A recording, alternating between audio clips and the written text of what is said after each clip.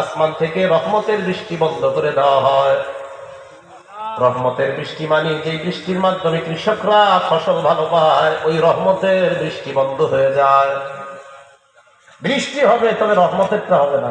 আবার বলছি, বৃষ্টি হবে, রহমতের বৃষ্টি হবে না। মানে যেই বৃষ্টিতে আমাদের কৃষকরা তাদের মুখে হাসি ফুটতো, ওই বৃষ্টি হবে না। এখন কথা হলো, হুজুর এরপরও কেন বৃষ্টি হয়? মাঝে মাঝে হয় না বৃষ্টি? নবীদের জবাব দিয়ে দিচ্ছে।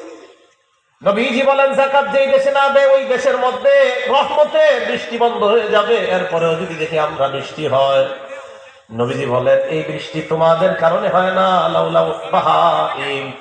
যদি চতুষ্পদ জন্তু দুনিয়ার মধ্যে না থাকতো, হাঁসেরা সাঁতার কাটে, বিভিন্ন প্রাণীরা সাঁতার কাটে, এই জাতীয় জন্তুগুলা যদি দুনিয়ার মধ্যে না থাকতো,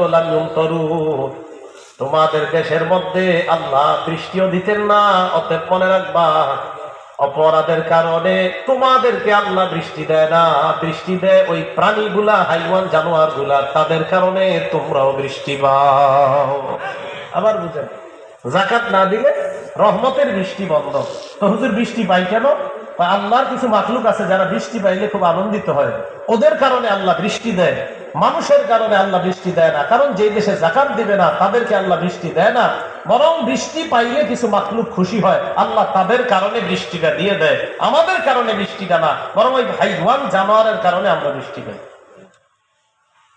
তাহলে 3 নাম্বার, যারা যাকাত দেয় না, এই যাকাত না দেওয়ার পরীক্ষাও আমাদের দেশে চলতেছে। মানুষ, যাকাত ফরজ হয়েছে, আপনার 5 লাখ টাকা যাকাত দিতে হবে। উনি কি করে? 1.5 লাখ টাকার শাড়ি, যাকাতের লুঙ্গি শাড়ি, এগুলা কিনে। তাও কি আপনার 160 টাকা 200 টাকা করে কিনে? লজ্জা শরমের নাই তো? এগুলা কিনা পরে সিরিয়াল ধরায় আমার বাসার সামনে, পরের দিন আবার পেপারে আসে, অমুক শিল্পপতি এরকম 200 জনের লুঙ্গি আর শাড়ি দিছে। যাকাত 5 লক্ষ টাকা ফরজ হয়েছে, 1.5 লাখে সেরা দিছে, বাকি আছে কয়লা? 3.5 লাখ। বলেন কত বাকি? 3.5 লাখ বাকি। আল্লাহ রাব্বুল আলামিন বলেন, এই 3.5 লাখ কি হবে? ইয়াউমা ইউহমা আলাইহা ফি নারি জাহান্নামা ফাতুকওয়া বিহা জিবাহুহুম ওয়া জুনুবুহুম ওয়া যুহুরুহুম। এই বাকি 3.5 লাখ আরো তার বিভিন্ন যাকাত স্বর্ণ রূপা একত্রিত করে এগুলাকে লন্ড্রি বানানো হবে, ইস্ত্রি বানানোর পর তার কপালের মধ্যে গরম ইস্ত্রি দিয়ে ছেক দেওয়া হবে। সেই বুখারীর মধ্যে আছে যে আল্লাহ পাক রব্বুল আলামিন যাকে সম্পদ দিয়েছেন, মান আতাহুল্লাহু মালান ফালাম ইউদ্দি যাকাতা আমওয়ালি, আল্লাহ যাকে সম্পদ দিয়েছেন, ওই ব্যক্তি যদি যাকাত না দেয়, মুসিলা লাহু ইয়াউমাল কিয়ামাতি শুজাআন আকরা, কিয়ামতের ময়দানে ওই সম্পদ বিষধর সাপে রূপান্তরিত হবে। পা থেকে পেঁচাইতে পেঁচাইতে গলার মধ্যে আইসা পেঁচাইয়া আপনার দিয়ে এইভাবে ফানা ধরবে আর বলবে, আনা কানজুকা আনা মালুকা, আমি তোমার সঞ্চিত সম্পদ। 3 নাম্বার, যাকাত না দেয় যারা, যাদের বকেয়া যাকাত আছে, আল্লাহ সব বকেয়া যাকাত গুলো আদায় করার তৌফিক দান করে। এগুলো 3 নাম্বার পরীক্ষা। 4 নাম্বার, ওয়ালাম ইয়ানকুদু আহদাল্লাহি ওয়া আহদা রাসূলিহি, যারা আল্লাহ রাসূলের সাথে অঙ্গীকার ভঙ্গ করে, যারা আল্লাহ রাসূলের অঙ্গীকার রক্ষা করে না। আল্লাহ রাব্বুল আলামিন কোরআনে বললেন, মা আতাকুমুর রাসূলু ফাখুযুহু ওয়া মা নাহাকুম আনহু ফান্তাহু, আমার নবী যা দিয়েছেন তা গ্রহণ করো। বলেন, নবী যা দিয়েছেন, ওয়া মা নাহাকুম আনহু ফান্তাহু, যা থেকে নিষেধ করেছেন তা থেকে তোমরা বিরত থাকো। তাহলে নবী যা দিয়েছেন তা গ্রহণ করা, যা থেকে নিষেধ করেছেন তা থেকে বিরত থাকা। যা দিয়েছেন তা কি করা? বলেন, যা দিয়েছেন তা কি করা? গ্রহণ করা। যা থেকে নিষেধ করেছেন তা থেকে কি থাকা? তাহলে আমি আপনি ওয়াদাবদ্ধ হয়ে গেলাম, আমার নবী আমাদেরকে যা দিয়ে দিয়েছেন তা আমরা গ্রহণ করব, যা থেকে নিষেধ করেছেন তা আমরা বর্জন করব। ঠিক না? তাহলে একটা নিষেধাজ্ঞার হাদিস শোনাই, শোনাবনি? আবু দাউদ শরীফের 4015 নম্বর হাদিসের বর্ণনা। ক্বালা রাসূলুল্লাহ সাল্লাল্লাহু আলাইহি ওয়াসাল্লাম, নবীজি বলেন, আলী লা তাকশিফ ফাকিজাকা, তুমি তোমার রান খুলবা না। কি খুলবা না?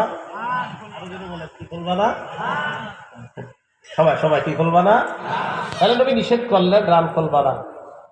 তাহলে নবী এটা নিষেধ করলেন, তাহলে আমরা আমাদের রান, জোরে বলেন, আমরা আমাদের রান। 2 নম্বর নিষেধ করলেন, ওয়ালা তানজুর ইলা ফাকিজি হাইয়িন, জীবিত ব্যক্তির রানের দিকে তাকাইবা না। তাহলে 2 নাম্বার, জীবিত ব্যক্তির রান আমরা দেখবো না, নিজের রান খুলবো না, জীবিত ব্যক্তির রান দেখবো না। 3 নাম্বার, ওয়ালা ফাখিজি মাইয়িতিন, মরা ব্যক্তির রানের দিকে তাকায়ও না। বলেন এই হাদিসে কয়টা নিষেধ? আর আল্লাহ বলছে নবীরা নিষেধ করেছেন তার থেকে বিরত থাকবা, এই ওয়াদা আমরা করছি, ঠিক না? আওয়াজ জিয়ের আওয়াজ আসতে হয়ে গেল কেন? 1 নাম্বার, রান দেখানো যাবে না। তো কৃষক যারা রান দেখায়, সূর্যেরও রান দেখায়, আমাদেরকেও দেখায়, এটা হালাল না হারাম? 2 নাম্বার, জীবিত ব্যক্তির রান দেখো না।